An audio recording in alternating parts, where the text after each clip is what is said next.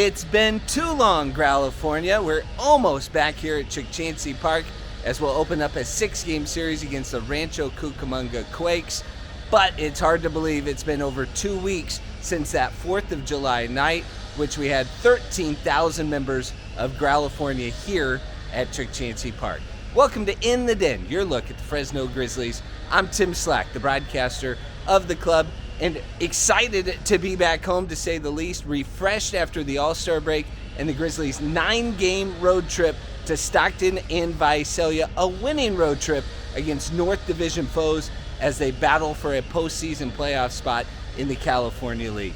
Well, today on In the Den, we're going to take a little look back to 4th of July weekend, the fireworks extravaganza.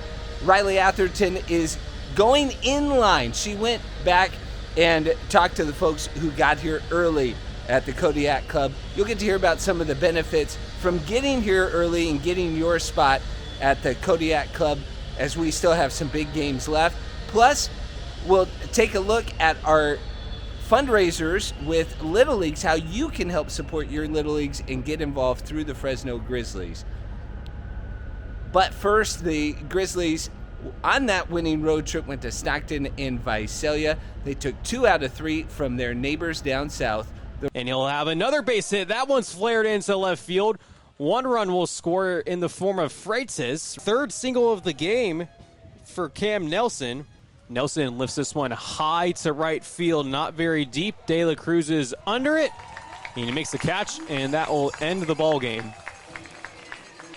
Visalia gets the win. They use an 8-run second inning to their advantage, and they win by 8, 10-2 the final score. 2-2 pitch to Nelson. This one's lifted high and deep out to left field. Nin racing back, looking up. That one is gone. Cam Nelson with a 3-run home run extends the Grizzlies' lead. It's 7-3 Fresno. Clausen sets and fires. 0-2 pitch, swung on and missed into the glove of Freitas. That will end the ball game. The Grizzlies are victorious here in Visalia. 1-2, swing and a miss. There's the wave and a miss. Rodriguez down on 3. Swing and a miss. There's a nasty break. 2-2. Wave and a miss. There's the big bending breaking ball. 3-2. Wave and a miss. Perez strike. Pitch on the way from Livingston, and Bernard crushes this one. High and deep to right field. That one is way back there and gone. Derek Bernard absolutely crushed that ball.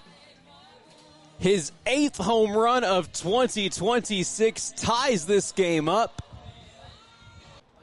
Wave and a miss. He's down on strikes. 1 away in the 6th strikeout. Wave and a miss. There it is. A new career high for Riley Kelly. In all but 1 inning today. It's the 1-2. Did he go? Yes, he did. There's strikeout number 10. Swing and a miss. What a night. Crooks fires the 3-2. This one's lifted high out to center field. Cam Nelson is there, and he makes the catch to seal the series victory for the Grizzlies. They get the win 2-1. The Fresno Grizzlies 2026 season is in full swing, and the magic is alive at Chancey Park. Walk-offs, giveaways, kids running the bases, and the biggest community parties, packed Friday night fireworks. Grab your crew and feel the electricity as downtown Fresno comes together. Experience the magic of Chancey Park, where summer fun, excitement, and passion happen on repeat. Fresno Grizzlies baseball, it happens here. Well, what's wild is the Grizzlies have basically lost every series opener to Visalia, but have recovered, and they have won every series, and they hold the advantage over the Rawhide right now, with just 6 games remaining in August when Visalia comes here to Chancey Park. Plenty of big events that weekend as well. I believe we're going to have our pop star themed night as well as wrestling night. Just announced Kevin Nash, the WWE Hall of Famer, will be here at Chancey Park meeting members of California, and we're excited to have him at the ballpark. Well, taking a look back at the week of games, let's go further back now as Riley Atherton talked to Summit, California about getting into the Kodiak Club over 4th of July. Okay, so I am outside of the stadium right now, and as you can see, there's already a line. This is for the Kodiak Club and the suite level, but mainly the Kodiak Club, because the indoor part is first come, first serve, so you have to get in line early. So we're gonna ask these people what time they got in line. What time did you guys get in line today for the Kodiak Club? 3:45, and the game starts at 7:05. This is perfect. Okay. What time did you get in line for the club today? About 3:20, 3:30. Okay, are you gonna get a table? I hope so. What's your favorite part about the Kodiak Club? Just the accessibility, being able to see the field where it's at. Yeah. And the air conditioning? Yeah, that'll help. Okay. What time did you guys get in line for the club today? At 4 o'clock. Yep. Okay. We're veterans of the 4th of July. Yes. And why do you like coming on the 4th of July? You know, the fireworks at the end, Yes. Good game? plus game. Yeah. It's baseball. Come on, it's America. Come on. And you got your gear on and everything from the team store. It's looking nice. You got your hat. That counts. Yep, That's yep. great. Okay, and then what type of food are you hoping they have in there today? Because it's a surprise. Well, it's 4th of July, so I'm thinking they're having burgers. Yeah, Yeah. that sounds good. Maybe Hot dogs? Well, they always have hot dogs. Hot dogs. No, but good hot dogs. Oh, okay, like the big ones like that. Yeah. Like the jumbo size. Yeah. Hey. Okay. Come on, it's, 4th. Okay. Regular 4th food. Okay, do you guys like to sit at a table or at like the bar top in there, facing the window? Or do you not care? At the window. Facing the window? High tops. So you can see? Yeah. Okay. Well, I hope you guys get a table. You look great. Oh, we will. Thank Yeah. you. Well, thanks, Riley. That was a big week for us here at the Grizzlies and at Chukchansi Park. One of the biggest weekends in minor league baseball, period. And it was a fun weekend and fun time to be had for all. And still, I think even with those lines, they weren't quite as bad as you might expect when it gets that packed. Well, after the big weekend at home, the Grizzlies went on the road to Stockton, and then they had 3 days off for the All-Star break before they finished that series with Visalia. I had a chance to catch up with the performance coach for the Fresno Grizzlies, member of the Colorado Rockies staff that's here in Fresno, Jeremiah Stewart, to find out how the players prepare for the break and how they prepare for the professional grind of 132 games. It is the All-Star break, coming out of the All-Star break now as the Grizzlies begin post-break in Visalia this past weekend, and they got to be rested. They got to be ready to go for the final stretch of the season, and here to talk a little bit about what that takes is the performance coach. Employed by the Colorado Rockies, he is the Fresno Grizzlies performance coach and strength and conditioning coordinator, Jeremiah Stewart. Been in Fresno for a couple of years, and I know this was a big thing for you to be in the Valley. What have you enjoyed first and foremost about coming to Fresno, and what has just this kind of whole experience been like for you? Yeah, Fresno, from where I met my wife and where we kind of established our roots, it was in Southern California. So I went to school in Cal State Fullerton, moved down from Seattle, played a little ball, and met my wife in LA, at church in LA, and so it wasn't that big of a move.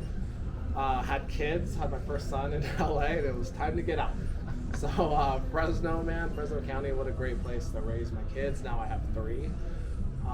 But yeah, it's great. We love it out here. My wife absolutely loves it. Well, now you have assimilated into the community. You guys have been a part year-round. It's not just a part of it, but you work with the Rockies year-round as well. And so part of that entails going out to spring training. You also go out to the Dominican and help players really begin their career. What attracted you to this role about being able to work with professional athletes at the beginning of their career? Yeah, so just with my experience, I love working with kids, number one. I went to get my teaching degree while I was running my own personal training facility in Orange County, and whatever happened, I stopped that route, but always loved working with kids. I was at UCLA, so I was with the collegiate athletes, men's, women's basketball. I was at Colgate on the Olympic side of things, and the age group is just a real fun group to work with, to mold them, to to teach them how to build up routines, and it directly translate to what I do here with the Rockies. Yeah, explain that a little bit. What are the primary responsibilities, and what does kind of an average day look like? No 2 days are the same. Yeah, sure. So I mean, if you think about it, like, you know, some of these kids are 17 to 24, right? So the older kids usually got to have a pretty good grasp on it, but they're coming from playing 60 something games to like their whole collegiate career to now they're playing 130 within the span of a few months, right? 3 months or what have you. So one, how to take care of your body, right? Hey, you have 1 day off, utilize it to the best we can, maximize that rest. Don't go do hot yoga, don't go run a 10K, right? We probably don't want to do that, especially in the Fresno heat. Speaking of 2030, right? How many guys do you have to tell that to? Everyone, even the staff. No, to myself as well. No, yeah, right. So we want to get them to understand, hey, like, this is something you haven't experienced before, especially the guys that are coming on that are new. So just to set them up as best as we can. Hey, this is what you're going to expect. Some guys have to experience it, and then they come back like, hey, I understand what you're talking about, man. But we do our best to put them in a position to succeed. What is the toughest thing for maybe a new professional to figure out when they're first getting in? You talked about utilizing that off day, but there's a lot more that goes into sleep, body preparation, diet. What sort of things do you have to communicate early on? Yeah, I mean, lift, right? That seems like these are two opposing ideas. Hey, lifting and sports are the same day, right? Game, lifting, same day, right? Like, they seem like opposing ideas, and getting them to understand, like, hey, this is going to help you out in the long run for the longevity of your career, not only here in Fresno. So when the dog days come, which we're in them right now, coming into August, you want to be you want to be the strongest, right? You want to be feeling the best you do all year, essentially. So getting them into the gym, understanding that with our program that we have from the Rockies and our staff, our team there, setting them up to succeed. Yeah, talk about that a little bit. I mean, the draft just happened a couple of weeks ago, so there's a new crop of guys coming in, and they're beginning their professional career. So when they make it to Arizona and they kind of go through boot camp, your group is the kind of the first group to help touch them and help set the expectations. What do you find, for a group of guys that have just finished what they thought was, hey, we made it, it's our dream, but now kind of the work is just beginning. What do you find to be some of the obstacles there? Yeah, the guys coming in, they're very excited. So now it's, hey, we're trying to teach you the Rockies philosophy at this point. Hey, this is what we believe, and this is what we're going to do, and this is going to be your path moving forward. Usually, I don't have any issues, right? Now it's the execution. Like, okay, hey, all right, we feel what it's like, and this is what it's going to look like. So, and it's not only at home. We're thinking Fresno and just Chuck Chansey, right? But now it's like we're in Stockton right now at Banner Island, and it's like, hey, the days here are different. It's going to be different in San Jose as opposed to getting to the weight room, right? So the schedules, routines is very important. And sometimes this is the first stop for them. Yeah. They'll be in Arizona for maybe a couple days, and then they come out here. So getting them set up and mentally prepared for that and to see what it looks like. It's like, hey, we're going to go through it, but this is what it's going to look like. Let's go. Fresno is a little unique in the Rockies organization in the sense that, I mean, a third of the orgs are at elevation. And so there's a lot of places that, when you think about Albuquerque and Denver, those are both places where the preparation's even a little bit more different than that. What sort of things at the ground level, is it, when you talk about some of these things, is it really just providing the foundation for them, or are there things that they can be doing to start thinking about down the road a couple years when they make it to the next level? Yeah, absolutely. So that's the thing, right, with building a routine and why it's so important. So when they get to Spokane, Hartford, Albuquerque, and the show, that this isn't something that they have to think about, it's automatic. So like talking about like relievers, right, they don't know when they're going to pitch. They're technically on call. So how do they manage their lift schedule and their physical performance task around pitching? well, it's not hit and miss. Like, well, I think I'm playing today, so I'm gonna push this off, and then a week goes by and you haven't worked out, right?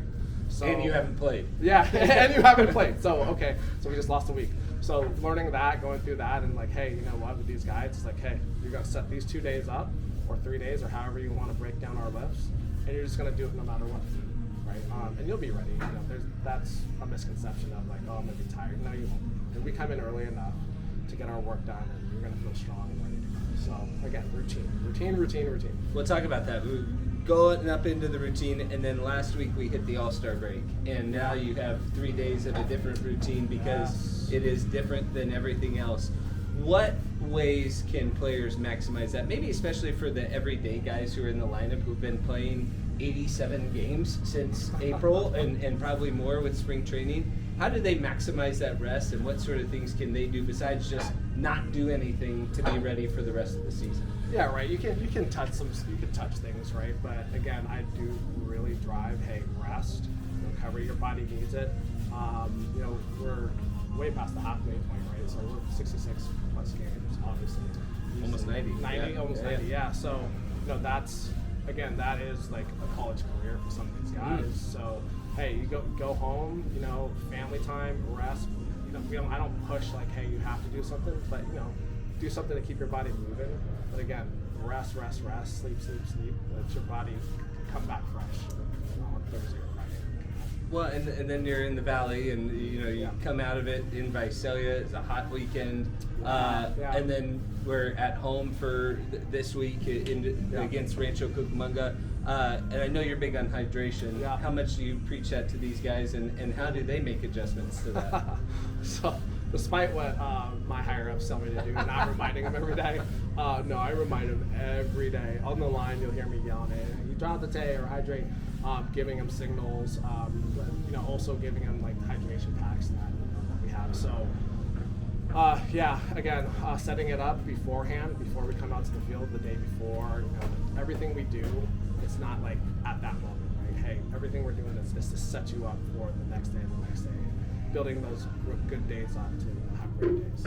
45 games left now, 42 after the 3 games in Visalia. Jeremiah Stewart, keep them strong, keep them healthy. Thanks for the time. Hey, you're the man, brother. That's Jeremiah Stewart. We'll be right back with more In the Den right after this. For 25 years, the heart of summer has lived right here in downtown Fresno. And now, baseball is back. Celebrate 25 years of memories at Chukchansi Park with the Fresno Grizzlies. Bring everyone with the friends and family ticket membership for just $149. Or catch the action all season long with the ballpark pass, just $99. 25 years downtown, and the best is still ahead. Fresno Grizzlies baseball, it happens here. Hi, my name is Sean Segardia with Sunnyside Lone Star Little League here in Fresno, California. I've been involved with this program now for 22 years and our relationship with the Grizzlies for the last 17. We started our fundraiser in 2009, if memory serves, and the only year I think we missed between then and now was the COVID year. So on average, we're about 1,800 tickets that we sell every year, and then we try to fill the stadium on the great theme nights that you guys have. So we've actually experimented a couple of different times and different weekends. The Star Wars night is always, for us, the most popular. We tried Memorial Day one year, and that was pretty successful, but travel plans, people leave, but we always try to anchor right around that Star Wars night. Everything comes with planning, right? So the proper planning will give you the proper results. Start really back in October and looking at communicating with the Grizzlies and the team to determine when the promotional calendar gets published. We look for the ideal weekend, hopefully a Star Wars night or something like that. And then we start building our season calendar around it. We actually schedule the night off for our no games that night so that we can encourage everybody to attend. And then we put it into our season calendar, we communicate it early and often, and then when we really get closer to game day, we hit it about a month ahead of time for 2 solid weeks, and really just make that our main focus of communication. The return on the time invested really is, for me, as somebody who's in corporate America, the return on the time invested can't be duplicated. We really, not only the on-the-field experience that the kids and the players are able to have, but just the amount of impact that this type of fundraising can do. We've tried things like candy bars, and we've tried things like pizzas, and we've tried all the different ones. We sold candles. We've done just about everything. And by far, this program, not only the return on the time invested, but the biggest financial impact with the least amount of input from our volunteers, and the biggest kids get to go out on the field and enjoy a baseball game, which is what it's all about. The Grizzly team is obviously well versed in it, but we show up early, 5:35, and meet in the corner. We start putting teams together or grouping them together before we walk through the gate. We come through, we wait over there on the landing area, and then we get to the teams parade down. Depending on the number of tickets a team sells, we tend to prioritize locations so that the teams that have sold the most get to remain on the field. Do things like the Field of Dreams package. So this year, it was really a surprise for the individuals. In partnership with the Grizzlies, we have reward packages, right? The team that sells the most gets to go down on the field and stand with the players. The individual that sells the most gets to throw out the opening pitch.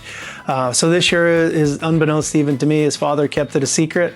And so he was one of the last teams to go down on the field, unbeknownst to the player. And his dad, 5 minutes before the first pitch, told him that he was the top seller. So not only was he in the moment of being on the field and enjoying the environment, but he got the surprise of throwing out the first pitch. That was awesome. We sell anywhere from 1,500 to 2,000 tickets, and this year we'll generate almost $20,000 in profit for our league. We've actually built that into our budget and into our line items so that our operating expenses can be covered.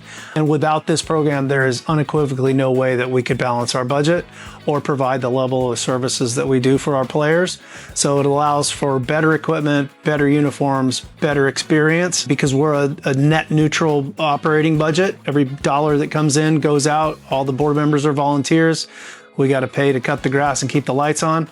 And so this is a way for us to be able to reward the players with a higher quality of uniform and a higher level of play. So we had 38 teams this year, on average 12 players per. We try to make it achievable, right? Every goal should be achievable so that they're able to do it.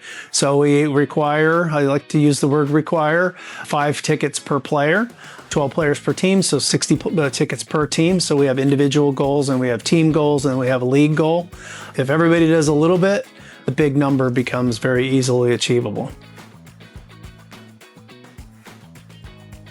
Wishing that we hit our numbers, and so we tend to have all our expenses in the beginning of the season, and then as we get to this point of the year, we've taken into consideration inflation. We know that the price of the tickets are going to go up, so we've been able to capture a little margin this year, and then next year we'll hold price. We want it to be a fair value, not only for the Grizzlies, but for the players and for their families, so that we can come out and enjoy the stadium and continue to be a good community partner.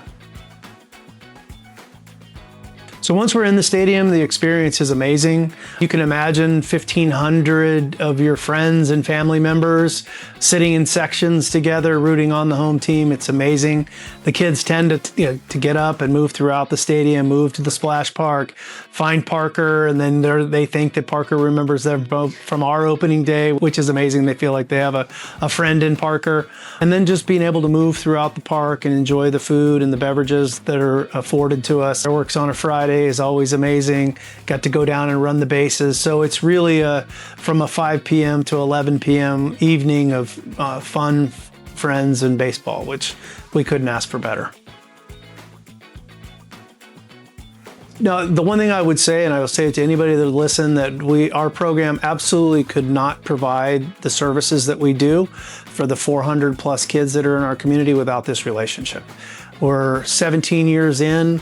The Grizzlies have done nothing but reciprocate, be open, flexible. Anything that we've wanted to try to do, the Grizzlies have always, the entire team, all the way from the president all the way down to the ticket office, has always been cordial and accommodating. And I just want to say thank you on behalf of families of Sunnyside Lone Star Little League for the 17-year relationship and hopefully 17 more years. It really, from the bottom of my heart, as a 2-time past president and a current board member, just to say thank you to the Grizzlies and thank you for everything that your team does for us. So for anybody that's looking to duplicate the success, it's not rocket science. There's a method to the madness. I'd be willing to even share my contact information if somebody'd like to reach out. But really starts with, if you're doing things like trying to sell candy bars and you're trying to go door to door, then it's really, and anybody that's tried to fundraise knows the challenge and the logistics that go with that. If you're trying to sell candy bars, a lot of times people will lose a box, and then I would say at least give it a shot. Put your effort into it, and you'll see the results.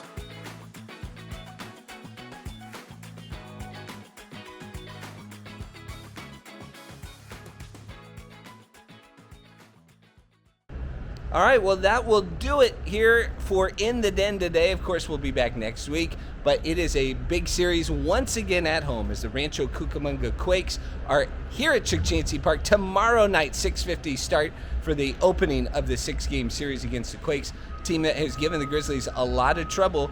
And this is big because Fresno locked with Stockton for second place right now in the California League North Division standings. San Jose already won the first half. They're leading the second half. If San Jose was to win again, it's a battle for second place in the North to get that second postseason spot in the California League to play the Giants, the team that knocked the Grizzlies out of the postseason last year. It's a big weekend, not just because of the games. We have plenty of fun events coming up as it's Lowriders weekend, Friday, Saturday, and Sunday here at Chukchansi Park. We're going to have first pitch at 6:50 on Friday night. Of course, we have fireworks Saturday night as well. And then Sunday, the series finale at 5:05, of course, catch on the field. I want to thank Riley Atherton and Jeremiah Stewart for helping us out today on In the Den. Can't wait to see you at the ballpark. On behalf of the Fresno Grizzlies, I'm Tim Slack. Thanks for watching In the Den.